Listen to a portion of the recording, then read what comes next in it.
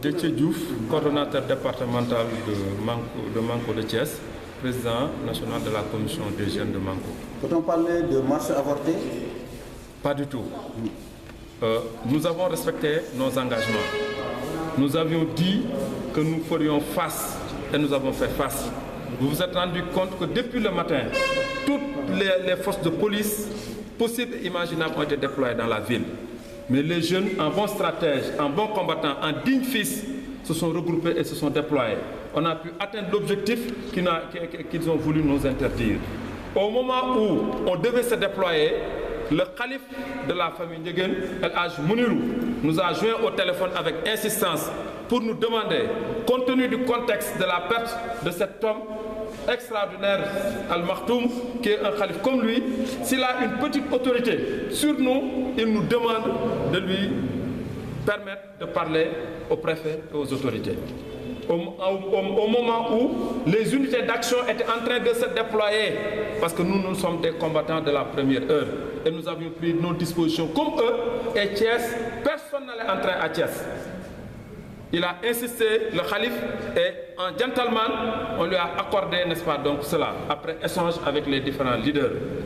Alors, 30 minutes qu'il nous avait demandé de l'attendre, le capitaine est venu, a voulu nous parler, on lui a dit, monsieur le capitaine, nuit était, le calife qui nous a demandé, vous étiez en train, n'est-ce pas, donc, de courir dans la ville pour nous chercher. Donc, ne soyez pas pressés, nous sommes là et nous sommes déterminés. Alors, le calife a encore appelé, parce que quand il a appelé, j'ai dit au capitaine, nous parlons au calife, mais irrespectueusement, et comme à l'instar de leur chef, Macky Sall, qui avait dit que les marabouts sont de simples citoyens. Il a dit, je m'en fiche, je ne parle pas au calife. Oui, absolument. Donc nous avons dit que ces gens-là ne méritaient pas notre considération. Mais nous sommes restés sur place. Quand on a commencé à déployer nos forces, n'est-ce pas, ils nous avaient déjà quadrillés. Et au moment où le calife a encore appelé pour dire, attendez, je lui ai dit, ils sont en train de nous prendre. Parce que parmi nous, il y avait des gens qui étaient préparés, parce qu'il y avait des points stratégiques que nous allions attaquer. Il n'y aurait plus de circulation. Ils en ont pris quelques-uns, ils les ont battus sauvagement, ils les ont battus sévèrement. Ils sont nombreux.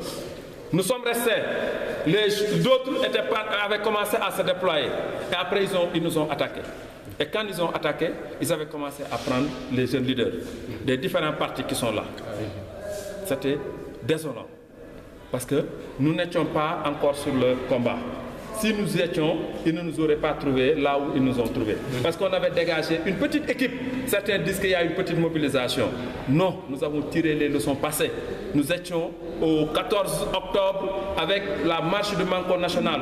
Tout le monde était positionné sur une même place. Ce n'était pas stratégique. Nous avions mis une unité pour que nous, les responsables, qu'ils puissent nous voir, qu'on puisse les fixer et avoir la liberté d'agir sur d'autres points. C'est simplement ce qui a fait que vous avez vu un nombre, une cinquantaine qui était là. Êtes-vous prêt à commencer? Soyez sûr qu'à partir d'aujourd'hui, un ministre ou quelqu'un d'autre n'entrerait plus dans cette ville-là. Nos jeunes vont être libérés. Et nous allons dire au calife que par respect à vous, on a subi un grand tort. Parce que nous ne sommes pas des peureux. Qui nous connaît, qui connaît ces jeunes dignes fils de Thiès, savent que nous ne sommes pas des peureux.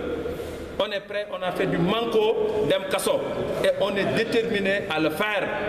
Et soyez-en sûrs, comme ils l'ont commencé, ils nous ont agressés, légalement ils nous ont agressés, illégalement ils nous ont agressés, comme ils font du Djaïdole, ils font du Matay, ils trouveront en face d'eux une jeunesse déterminée, c'en est fini, c'en est assez, n'est-ce pas, donc ces persécutions. Mais on utilise les deux forces. On se bat sur le terrain avec eux, parce qu'ils pensent que tout est permis. Et face au devoir, la négation n'a pas sa place. Et donc nous portons le combat. Nous portons le combat. Porter le combat signifie descendre sur le terrain pour montrer que un oui n'a de sens que ça, quand ça peut devenir un non. On a accepté, on a pensé qu'il était de bonne volonté. On a essayé, n'est-ce pas, de faire avec eux. Mais on a compris qu'on a en face de nous des gens qui ne sont pas civilisés, n'est-ce pas, des autorités qui ne respectent pas les textes. Parce que quand tu attends à 20h pour nous notifier, pour nous dire que votre marche n'est pas autorisée.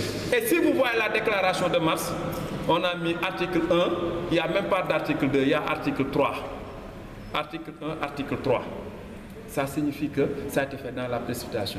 Et c'est des jeunes de l'APR qui nous ont appris que la marche ne serait pas autorisée. Ça aussi, ça signifie. Ne pensez-vous pas qu'il est temps de changer de stratégie? Mais on y est, et ne soyez pas pressés. Avez-vous senti les responsables nationaux à votre image, à votre marque? Non, les responsables nationaux n'ont pas été à la hauteur des attentes. Mais nous avons dit, nous allons jouer pleinement notre partition. Ils devaient être là, ils devaient nous apporter leur soutien fortement. Ça n'a pas été fait et nous le décrions et vous le décriez. Les leaders nationaux n'ont pas été solidaires, mais face à notre propre conscience, face à nos propres responsabilités, nous nous sommes engagés et nous l'assumons. Nous sommes sur le terrain et ils vont nous trouver sur le terrain.